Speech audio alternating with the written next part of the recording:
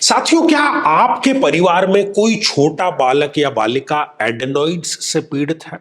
रात भर उसकी खर्राटे लेते हुए पीड़ादायक अवस्था में बीतती है। और क्या पीड़ा इतनी बढ़ चुकी है कि दिन में भी उसको नाक नहीं बल्कि श्वास लेने के लिए मुंह का सहारा लेना पड़ता है। बहुत पीड़ादायक ये अवस्था है। तो आपके लिए बेहद जरूरी है ये जानना कि उसका मूल कारण क्या है। उसका जो मूल कारण है कहीं ना कहीं वो उसकी जन्म पत्रिका में है, ना कि कहीं बाहर। तो मेरे बहुत ही प्रिय और बेहद सम्मानित साथियों, हृदय की असीम गहराइयों से अभिनंदन, बहुत बहुत हार्दिक स्वागत। साथियों, इस चैनल पर हम रिसर्च बेस्ड और अंतिम निर्णय आप पर छोड़ते हुए, क्योंकि भुक्त भोगी आप हैं, तभी हम किसी चीज का निर्णय करते हैं। मेडिकल एस्ट्रोलॉजी पर यह डेडिकेटेड हमारा चैनल है। और इन दिनों हमारी चर्चा चल रही है एक ऐसी समस्या जिसको हम एडेनोइड्स कहते हैं। नाक और गले के बीच की जो ग्रंथि है उसका फूल जाना एडेनोइड्स कहलाता है मेडिकल साइंस में। और मेडिकल एस्ट्रोलॉजी में हम इसका कारण जो है वो जान रहे हैं।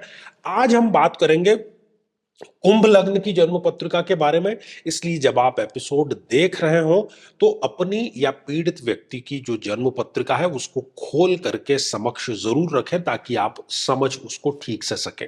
और यदि अभी तक आपने अपने लग्न से संबंधित जो एपिसोड है वो नहीं देखा है तो यहाँ आई बटन में हमने आपको उसका लिंक प्रोवाइड करा दिया है, जाकर के जरूर देखना, समझना और जानना आपको चाहिए। तो साथियों, ये रही एक कुंभ लग्न की जन्म पत्रिका।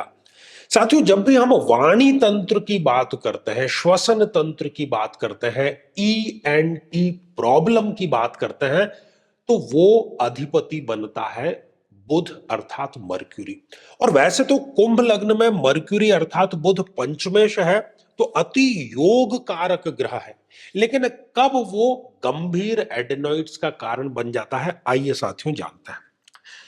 साथियों, यदि किसी की जन्म पत्रिका में बुध देव इस छठे भाव में विराजमान हो, कुंभ लग्न की हम बात कर रहे हैं, तो ये बहुत गंभीर समस्या देता है एडेनोइड्स की। बचपन से ही आप देखेंगे इस जातक को सर्दी, जुकाम, खांसी, बुखार, नाक का बहना, नजला ये रहता ही है। ईएनटी से संबंधित कोई ना कोई समस्या ये देता ही देता है, अवश्य है। साथियों, स्वग्रही होकर के बुध इस अष्टम भाव में विराजमान हो जाएं तो यहां पर भी ये ईएनटी की समस्या देता है। और चूंकि ये भाव गलत है, रंध्र इसको कहा गया है, गड्ढा इसको कहा गया है, तो यहां पर ये समस्या बहुत गंभीर, बहुत सीवियर, जिसको क्रॉनिक कहते हैं, उस लेवल तक ये ले जाने का कार्य करता है। साथियों, यदि बुधदेव इस 12th हाउस में विराजमान है तो यहां पर भी एडेनोइड्स की गंभीर समस्या की पूरी संभावना होती है। और चूंकि ये खर्च का, व्यय का भाव है, तो इस बालक या बालिका के पैदा होते ही आप ये नोटिस करेंगे कि जो डॉक्टर्स को दिए जाने वाला खर्चा है जो कोई नहीं चाहता, जो दवाइयों के पेटे किया जाने वाला खर्चा है जो कोई नहीं चाहता, जो हॉस्पिटल के पेटे किया जाने वाला खर्चा है जो कोई नहीं चाहता, वो सारे खर्चे इनके नियमित रूप से प्रतिमाह आपको बजट बना करके देने ही पड़ता है।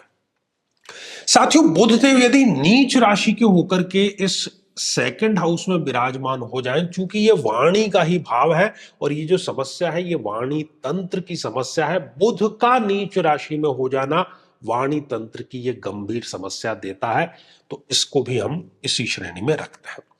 साथियों, इसके अतिरिक्त आप जन्म पत्रिका में देखिए, यदि कंप्यूटराइज्ड जन्म पत्रिका है आपके पास में तो उसके पहले या दूसरे पृष्ठ पर ही आपको ग्रहों की डिग्रियां लिखी मिल जाएगी।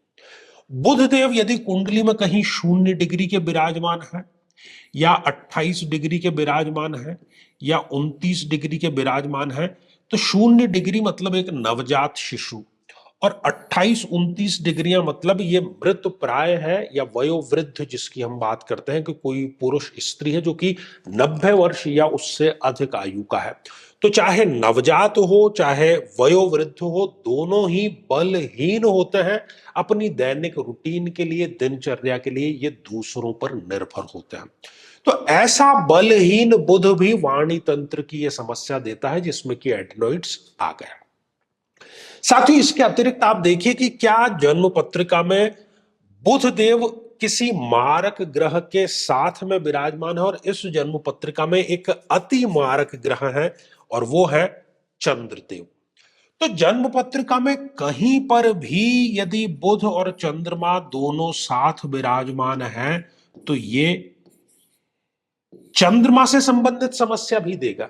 मारक ग्रह है, चंद्रमा शीतलता कारक है, अवसाद का कारक है, तो ठंड की बीमारियां, अवसाद की समस्या, मन की समस्या, ये भी इस बालक या बालिका को जरूर हो जाती है। साथियों, बुध और चंद्रमा यदि युत है और बल्कि सूर्य की बात करें तो बुध और सूर्य बहुत क्लोज है, बुध अस्त अवस्था में हो गया है तब भी यह समस्या देगा। और बुध और सूर्य की यह समस्या, सूर्य चूंकि पाचन तंत्र का कारक है तो ये पाचन तंत्र से समस्या भी इस बालक या बालिका को अवश्य दे देता है। साथियों, ऐसे सभी लोगों को ये चाहिए, बल्कि उनके माता पिता को ये चाहिए, क्योंकि बालक बालिका छोटा है तो वो मंत्र जाप नहीं कर पाएगा, तो उसके निमित्त संकल्प लेकर के जो भी इनको महादशा चल रही है उस महादशा मंत्र साधना जरूर करें। और साथ ही जो अभिमंत्रित जल है बुध का, वो इनको नियमित रूप से सेवन अवश्य कराएं। निश्चित तौर पर और शर्तिया तौर पर ये इनकी समस्या दूर अवश्य हो जाएगी। तो साथियों, श्रृंखला ये हमारी आगे भी जारी रहेगी। यदि आप भी चाहते हैं कि आपकी कुंडली का सूक्ष्म विश्लेषण हो, समस्या का समाधान हो, तो आगामी समय में मैं स्वयं इन शहरों में उपस्थित रहूंगा। आप समय लेकर के मिल सकते हैं या फिर टेलीफोनिक या वीडियो कॉल के माध्यम से भी जुड़ सकते हैं। तो आज के लिए केवल इतना ही, और इसी मंगल कामना के साथ में कि आप सभी स्वस्थ, समृद्ध और शांतिपूर्वक जीवन व्यतीत करें। नमस्कार। साथियों, कई वर्षों के जन्म पत्र का अध्ययन और लाखों कुंडलियों के अध्ययन के बाद हम ये कह सकते हैं कि यदि किसी की जन्म पत्रिका में मंगल पीड़ित है तो उसको इस ग्रह की महादशा में इन 9 लक्षणों का, इन 9 कष्टों का, पीड़ाओं का अवश्य सामना करना पड़ता है। शत्रु बाधा, अपने ही भाइयों से पीड़ा, साहस की कमी, बार बार दुर्घटनाएं होना, व्यक्ति का अत्यधिक क्रोधित होना, रक्त अर्थात ब्लड में किसी न किसी प्रकार का विकार होना, किसी बीमारी में ऑपरेशन तक की नौबत आ जाना, या किसी बीमारी का बढ़ करके कैंसर का रूप धारण कर लेना, और बड़ी चीज कि शादी योग्य उम्र होते हुए भी व्यक्ति का विवाह ठीक समय पर संपन्न नहीं हो पाता।